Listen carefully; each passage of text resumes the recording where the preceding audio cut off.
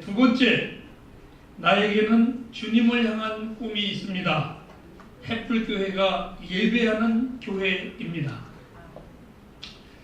오늘 우리가 읽은 요한계시록 1장 5절과 6절 말씀은 어느 신학자들은 이 설교를 이런 제목을 정했습니다. 마지막 송영이라고. 우리가 간혹 교회에서 송영이라는 용어를 참 많이 쓰는데 그 용어의 깊은 뜻은 뭐냐면 처음과 끝이 기도의 찬양으로 부르는 것을 보고 송영이다 이렇게 표현을 합니다.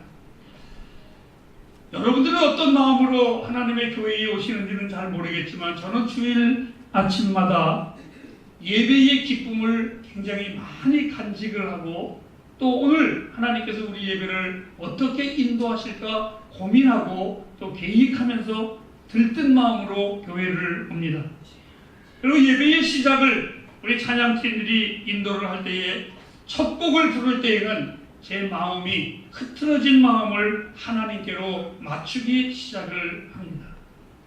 그 찬양이 끝난 후에 두 번째 곡을 부를 때에는 내 삶이 하나님의 광대하심 속에서 있었구나 하는 그 감격이 내 안에 또 밀려옵니다.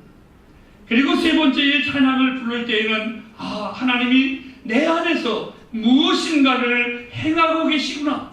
그리고 나의 입술에서 이러한 고백이 나옵니다. 하나님, 이 순간 나는 하나님 앞에 예배자로 있습니다. 그 은혜와 그 감격이 저에게는 얼마나 큰지 모르겠습니다. 오늘 이 요한계시록의 저자라고 말할 수 있는 사도 요한은 그리스도의 이름 때문에 밤모섬에 유배된 생활에 힘들고 어렵고 고립된 그 고난의 시간 속에서 놀라운 광경의 모습에 예배자의 진정한 모습으로 이분이 고백을 합니다. 오늘 우리가 읽은 본문 5절 말씀에 이 요한이 갑자기 나타난 주님의 형광 속에 이렇게 고백을 합니다. 충성된 증인이여 죽은 자 가운데서 먼저 살아나신 분이며 땅의 임금들의 머리가 되시는. 아니 이 요한 사도가 주님을 처음 만났을 때에 우리 같으면 주님, 내가 주님 때문에 이렇게 고난을 받았습니다. 내가 이렇게 아픔을 받았고 이렇게 외로움을 당했으니 주여 주의 능력으로 나를 이 고난의 손에서 나를 구원해 주소서 라고 말했어야 되는데 이 요한은 그 주님을 만났을 때에 그렇게 말하지 아니하고 주님의 이름에 그의 가슴을 열광케 하는 뜨거운 어떠한 욕망이 그 안에서 올라오기 시작을 했습니다. 그리고 성령이 불러주는 그 비교할 수 없는 그 능력의 용서심이 그 뜨거운 가슴이 그 안에 일어나면서 영광과 능력 앞에 이 사람은 무릎을 꿇지 아니할 수가 없었습니다. 아니 더 나아가서 주의 그 영광 앞에 그는 앉아있을 수도 없었고 아니 그렇다고 해가지고 주님께서 부어주시는 그 성령의 능력 앞에 벌떡 일어나서 아니 어떻게 할 바를 모르는 그의 뜨거운 가슴은 예배로서 우리 주님을 맞이하는 장면이 바로 오늘 이 본문의 말씀입니다. 사실 한동안 이 요한도 인간인지라 밤모섬의 유배 생활에 그의 심령은 모르기는 몰라도 많이 가라앉았었고 힘이 들었을 겁니다. 그리고 오직 기도 하나가 있다면 하나님 차라리 나의 생명을 빨리 거두어 주옵소서 라고 아마 고백을 했을 겁니다. 하지만 위대한 주님의 음성을 듣는 순간에 주님을 향한 그의 뜨거운 그 사랑은 거대한 해일과 같이 그의 온 영혼과 육체를 뒤엎어버리는 놀라운 순간이었었습니다. 오늘 본문에 이 요한을 덮쳤었던 그 거대한 열정의 그 해일이 얼마나 강렬했던지 요한계시록의 첫 선언을 이는 오늘 이 본문의 말씀처럼 외치고 있습니다. 우리 다 같이 한번 보도록 하겠습니다. 5절과 6절을 읽도록 하겠습니다. 시작. 또 충성된 증인으로 죽은 자들 가운데서 건져나시고 땅의 임금들의 머리가 되신 예수 그리스도로 말미암아 은혜와 평강이 너희에게 있기를 원하노라. 우리를 사랑하사 그의 피로 우리 죄에서 우리를 해방하시고 그 아버지 하나님을 위하여 우리를 나라와 제사장으로 삼으신 그에게 영광과 능력이 세세토록 있기를 원하노라. 아멘. 바울 사도는 처음 주님을 만난 그 감격이 이렇게 주님을 송영하고 있습니다. 더 나아가 계시록 1장 17절 말씀에도 보면 하나님의 영광에 우리말 표현으로 합니다. 앉을 수도 없고 설 수도 없고 엎드릴 수도 없는 그 어떠한 행동을 저의 말에 표현하면 이렇게 말합니다. 하나님의 영광에 졸도해버린 제자다. 얼마나 그 영광이 강인하셨으며 사랑했던 주님을 보는 이 제자의 감격을 저는 조금이나마 이해할 수가 있습니다. 불확실한 세상 속에서 그리스도를 섬겼었던 초대교회의 제자들과 성도들은 주님의 소리라면, 주님의 말씀이라면 그 어떤 것도 놓치지 않고 들으려고 했었던 이 제자의 심정이 얼마나 뜨거웠겠습니까? 오늘 이 본문의 고백 역시 스승을 향한 이 요한 사도의, 아니 제자의 그 천생을 향한 각별한 충성과 열정을 볼 수가 있습니다. 아니 이것은 마치 요한 사도만이 이런 것이 아니었었습니다. 신약 성경의 에베소서 3장 20절과 디모데전서 1장 17절에 보면 바울 사도 역시 교회 안에 하나님의 영광과 존귀가 세세토록 있을지어다 이 고백을 언제나 그런 고백을 했습니다. 이것은 유다도 여철 마찬가지였습니다. 주 예수의 영광과 위엄과 권세와 권력과 그 모든 영광이 세세토록 있을지어다. 이것은 하나님의 영광을 목격한 모든 자들이 이구동성으로 고백하는 것입니다. 저의 간절한 기대가 있다면 모든 이들에게 찬송받아야 할 이 하나님의 그 위대하신 왕의 이름이 온 땅에 가득하기를 저는 원합니다. 이것은 주님을 고대했었던 예배자들의 예배 속에서 찬미와 그 주님을 향한 간절한 열망이 넘쳐 있었음을 우리는 성경을 통해서 알 수가 있습니다. 오늘 이 아침 햇불교회에 대한 저의 간절한 꿈이 있습니다.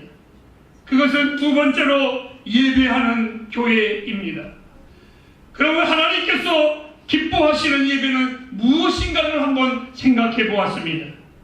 예배는 하나님과 함께하는 우리의 삶의 가장 중요한 그리스도인의 삶의 한복판이 예배라고 저는 믿습니다. 그 옛날 얼마나 많은 예배가 드려졌겠습니까? 그 옛날 얼마나 많은 곳에서 하나님을 예배한다고 말을 했겠습니까? 그것은 오늘날도 마찬가지입니다. 이 시간에 우리 교회뿐만이 아니라 대한민국의 모든 교회들이 예배하고 있습니다. 하지만 정말 중요한 것은 얼마나 많은 예배를 드리는가가 중요한 것이 아니라 얼마나 하나님이 기뻐하시는 예배를 드리는가가 정말 중요한 것입니다.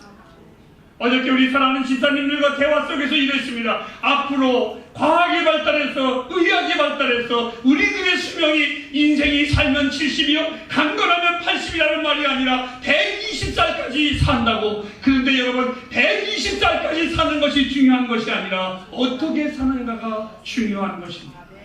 오늘 우리의 예배가 월화수목금토 매일매일 드려지는 예배가 참 좋습니다. 어떤 예배가 나쁘겠습니까? 예배는 많이 드릴수록 좋습니다. 기도도 많이 할수록 좋습니다. 그런데 중요한 것은 얼마만큼 하나님이 기뻐하시는 예배를 드리는가.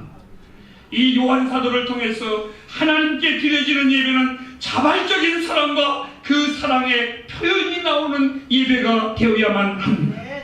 햇불교회의 예배가 사도 요한처럼 하나님을 열정적으로 찬송하면서 경배하는 이러한 예배가 되는 것이 다시 없는 저의 소망입니다. 저와 여러분들이 언제 어디서나 하나님의 그 찬송할 수 있기를 주님의 이름으로 부탁합니다. 여러분은 얼마나 감동적으로 하나님을 예배하시고 계신지요? 아니면 오늘 주일날이니까 습관적으로 예배하시는지요? 아니면 그 구원의 은혜에 감격한 그 표현을 다 말로 다 할 수 없어 내 하나님을 예배합니다 이렇게 예배하시는지. 누군가가 저에게 자주 물어보는 질문들입니다. 목사님은 설교 중에 잘 우세요? 내가 눈물 흘리는 것은 주님의 그 은혜가 감사해서 분명히 울을 수 있습니다. 부인하지 않습니다. 하지만 제가 오는 이유가 있습니다. 나를 그토록 사랑하시는 주님을 내가 더 사랑하지 못하는 것이 눈물이 나서 울 때가 더 많이 있습니다. 질문하는 성도들에게 저도 묻고 싶습니다. 여러분들은 어떻습니까? 우리가 주님을 좀 더 열정적으로 예배하지 못하고 좀 더 열정적으로 찬송하지 못하고 주님을 더 사랑하지 못하는 그 이유 때문에 속이 상해서 울어보신 적은 있으십니까? 하나님의 은혜에 감사해서 우는 것은 당연한 것이고, 내가 그 주님을 더 사랑하지 못해서 눈물을 흘려보신 적은 정말 있으십니까? 햇불가정 여러분, 예배하십시오. 경배하십시오. 주님보다 나에게 더 귀한 사랑을 보여준 분은 없습니다. 나는 요한계시록이 어떤 책이고 사도 요한이 누구인가 정확하게 이 시간에 이야기하고 싶지는 않습니다. 제한된 시간이 있습니다. 짧습니다. 아주 그래서 여러분들에게 더 복잡하게 얘기하고 싶지 않습니다. 하지만 이 요한의 눈에 보인 주님 앞에 그는 이렇게 고백을 합니다. 그에게 영광과 능력이 세세토록 있기를 원하노라. 다시 한번 묻습니다. 주님은 살아계시며 지금도 역사하고 계십니다. 그것을 믿는다면 우리는 지금 무엇이라고 고백할 수 있겠습니까? 주님이 오늘 우리 가운데 임재하실 때에 그에게 영광과 능력이 세세토록 있기를 원하노라, 이렇게 고백할 수밖에 없을 것입니다. 우리가 받은 사랑을 생각한다면 어떤 사랑입니까? 우리가 받은 하나님의 은혜가 어떤 은혜입니까? 우리가 믿음으로 구원받은 것이 아니라 믿음이 없을 그때에도 하나님의 은혜가 내게 먼저 임하여서 그것을 믿게 하신 믿음의 은혜를 허락하게 하여 주시고, 죄인인 우리들을 의인으로 만들어 주시는, 아니 전혀 하나님의 그 은혜를 받을 구석이 없는 우리들을 영원히 형벌받아야 될 내가 주님의 보혈로 말미암아, 오늘 이 요한 사도는 5절에 그것을 이렇게 표현했습니다. 해방하시고 구원케 하시고 그 은혜를 받은 자들이라면, 아니 이렇게 말할 것입니다. 6절에 너희는 택하신 백성이요 왕같은 제사장 하나님의 나라로 삼으신, 아니 걸음더미에서 보좌의 자리로 나를 앉혀주신, 그렇게 만드신 분이 우리 주님이십니다. 그렇다면 우리가 이 주님을 송축하고 예배함이 마땅할 것이며, 우리의 예배가 주님은 나의 왕, 나의 구세주라고 선포하는 그 자체가 되어야 된다고 저는 믿습니다. 세상의 복이나 받고 내일의 운세를 위해서 드려지는 예배가 되어서는 안 됩니다. 이 예배가 오늘 내가 만일 예배를 드리지 않냐면 하나님 앞에 내가 벌을 받지, 그러한 쫄짱구에 같은 예배가 아니라 우리들은 이 예배가 나를 구원하신 우리 주님의 영광스러운 이름을 빛내는 예배가 되어야만 합니다. 우리는 이렇게 말합니다. 우리가 열정적으로 예배한 후에 우리 스스로 우리는 이렇게 말합니다. 은혜 많이 받았어. 오늘 사람들이 참 예배를 열정적으로 드림으로 말미암아 예배가 성공적이었었어. 착각하지 마시기 바랍니다. 예배는 우리가 좋으려고 드려지는 것이 아닙니다. 예배는 우리가 은혜 받으려고 드려지는 것이 아니라 이 예배의 진정한 주인은 주님이십니다. 주님을 드러내기 위하여 우리가 예배합니다. 어느 날 이 예배의 진정한 분은 주님이신데 오늘 우리들의 예배에는 주님이 사라졌습니다. 그리고 우리는 예배를 마치고 돌아갈 때에 스스로 이렇게 말을 합니다. 오늘 예배가 참 은혜스러웠어. 내 영혼이 풍성했어. 이러고 돌아갑니다. 그런데 여러분, 성경에 어느 날 주님이 시작하셨습니다. 풍성한 무화과 나무를 보면서 마치 저기에 열매가 있을 줄 알았습니다. 그런데 배고프신 주님이 와서 보니 먹을 것이 없었습니다. 여러분, 우리의 예배에 우리는 풍성하게 드렸는데 우리 주님이 우리 예배를 보실 때에 배고프시다고 하신다면 여러분 어떻게 하시겠어요? 오늘 우리의 예배에 우리 주님이 시작하시다고 하신다면, 그분이 없는 예배를 드렸다면, 그분이 없는 배고픔을 우리가 드렸다면 저는 이 예배는 쇼라고는 말하고 싶습니다. 진짜 예배는 조작된 예배가 아니라 자발적인 예배자의 예배입니다. 억지로 꾸며진 조작된 기독교라면 여러분은 아무리 많은 예배를 드릴지라도 아무런 보상을 하나님 앞에 받지 못할 것입니다. 나는 이렇게 기도합니다. 하나님, 우리 햇불 가족들이 드려지는 그 예배가 복되게 하옵소서. 가난한 우리 햇불 가족들이 드려지는 헌금도 복이 되게 하옵소서. 만일 꾸며진 예배고 우리를 향한 예배라면 여러분들의 모든 헌신은 아무것도 아니 될 겁니다. 햇불 가족 여러분, 다윗은 이렇게 고백을 했습니다. 주의 이름을 아는 자는 주를 의지하리라. 그렇습니다. 시편 145편에도 다윗은 주는 광대하시다. 이 광대하신 주님의 사랑을 확신하는 사람은 주님을 예배하는 것이 그렇게 어렵지 않습니다. 그 주님을 경배하는 것이 어렵지 않습니다. 예배를 힘들게 드려야 돼. 예배를 왜 드려야 되는지 모르는 사람은 따지면 그리스도를 모르는 사람입니다. 예수 믿는 여러분들에게 주어진 특권이 무엇인 줄 알고 계십니까? 주님의 놀라운 사랑을 따라합시다. 받은 자들입니다. 다시 합시다. 받은 자들입니다. 하나님의 사랑을 받은 여러분들입니다. 제가 학생 때에 저도 경건하게 컸지만 사춘기는 있었습니다. 우리 어머니가 하루는 저를 보더니 너 좋아하는 여학생 생겼냐? 그런데 그것이 발칵이 되니까 얼마나 쪽팔리든지요. 그래서 엄마에게 엄마 어떻게 알았어? 그랬더니 내가 너를 낳았는데 모르겠니? 그러면서 하시는 말씀이 그래도 궁금했어요. 그랬더니 엄마가 하시는 말씀이 네가 안 부르던 노래도 흥얼흥얼거리기 시작을 하고 안 보던 거울도 들락달락하면서 거울이 깨질 정도로 쳐다보는 걸 보니까 내가 사랑받는 자가 생겼구나. 그걸 알았다. 여러분, 사랑하는 자의 입에는 언제나 흥얼거리는 노래가 있습니다. 이렇게요, 나의 구원의 하나님께 영광과 능력이 세세토록 있을지어다. 아멘. 우리의 자발적인 예배에 고백해야 할 내용이 몇 가지가 있는데 그것을 여러분에게 전하고 마치도록 하겠습니다. 그것은 그에게 영광과 능력이 세세토록 있을지어다. 그 첫 번째가 고백되어야 예배가 있습니다. 하나님의 영광이 우리의 예배 속에 있기를 축복하시기를 바랍니다. 다른 영광은 다 필요 없습니다.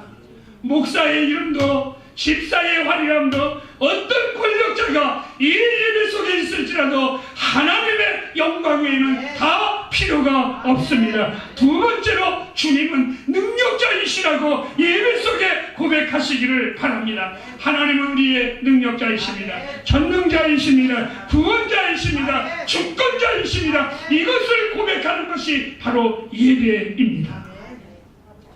두 번째로 우리의 예배 속에서 고백해야 할 내용이 있는데 세세토록이라는 단어입니다.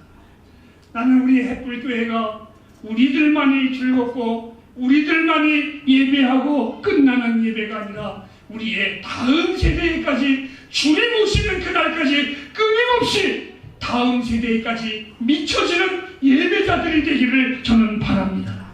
햇불의 꿈이 있습니다. 우리와 우리의 다음의 세대까지 주님이 오실 때까지 영원히 되어지는 고백, 그가 세세토록 왕노릇 하리로다. 이것이 현실화되는 우리 교회가 되기를 바랍니다. 초대교회의 그리스도인들은 왕의 자녀라는 자부심이 그들 안에 강하게 있었습니다. 수많은 고통도 수많은 핍박도 이들은 받았지만 그들은 세상 한가운데에서 하나님의 백성이라는 자부심으로 예배하면서 살았습니다. 왜요? 우리를 왕으로 제사장으로 삼아주신 그 고귀한 특권을 절대로 잊어버리지 않기 위해서 마치 부산의 한 복판에서 예배하는 우리 햇불 가족들처럼 여러분들이 하나님의 백성이라는 자부심을 잊지 마시기를 주님의 이름으로 부탁합니다. 이제 예배의 마지막 고백해야 할 단어가 있습니다. 마치겠습니다. 따라하실까요? 아멘입니다. 아멘입니다. 우리들의 예배가 진정 아멘하는 오직 하나님이 보실 때에 진실한 예배자가 되기를 바랍니다. 그래서 우리의 예배가 아멘할 수 있느니 오늘 우리의 예배가 틀렸어 잘못됐어가 아니라 아멘 맞습니다. 아멘 하나님 맞습니다. 이 예배가 그러한 진실한 예배가 되어야만 합니다. 그리하여 우리 햇불의 모든 가정들이 하나님의 영광과 그 능력의 존귀함이 가득한 가정, 가득한 심령이 되길 주님의 이름으로 축복합니다. 기도하겠습니다.